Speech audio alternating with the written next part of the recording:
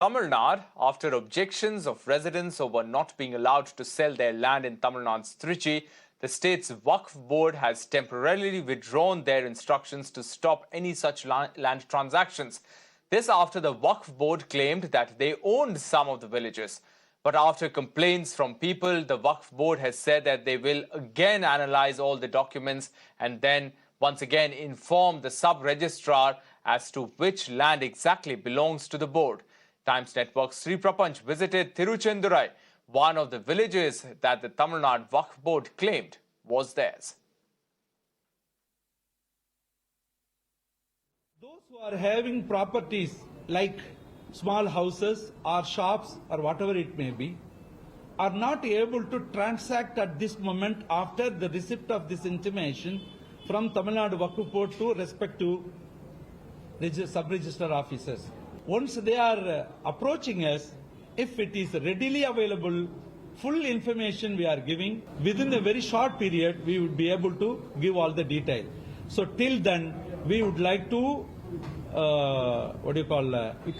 withhold our instruction to stop the transaction temporarily till further information.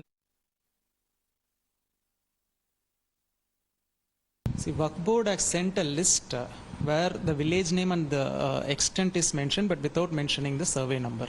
So based on that, our sub-registrars has just stopped the registration, and we have got the clarification from the Waqf Board. The village name without mentioning the survey number, the communication sent by the Waqf Board to the sub-registrar will be withheld. So as of now, there is no problem. So anybody can register in that particular villages.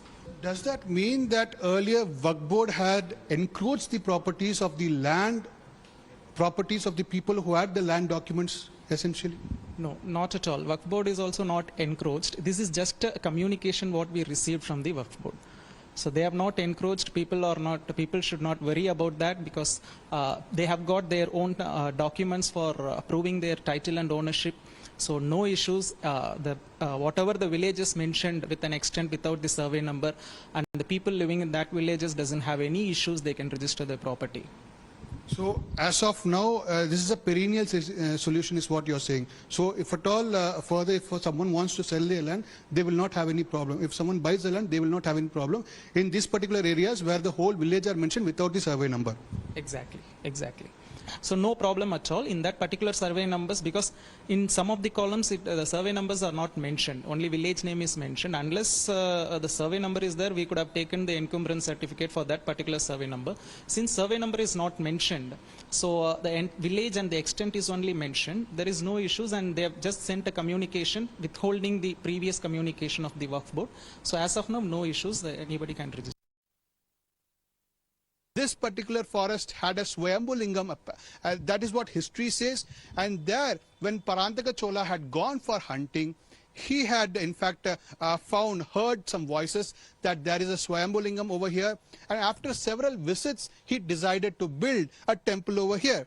Subsequently, he died, he passed away, and his dream was in fact completed by his daughter, Periya Kundavai Nachiyar. Now, Periya Kundavai Nachiyar constructed this temple, and the rocks were bought from Musiri during Chalukya king's time. So we could see that from here at a short distance there's a place called Musiri. From there rocks were brought to construct these temples.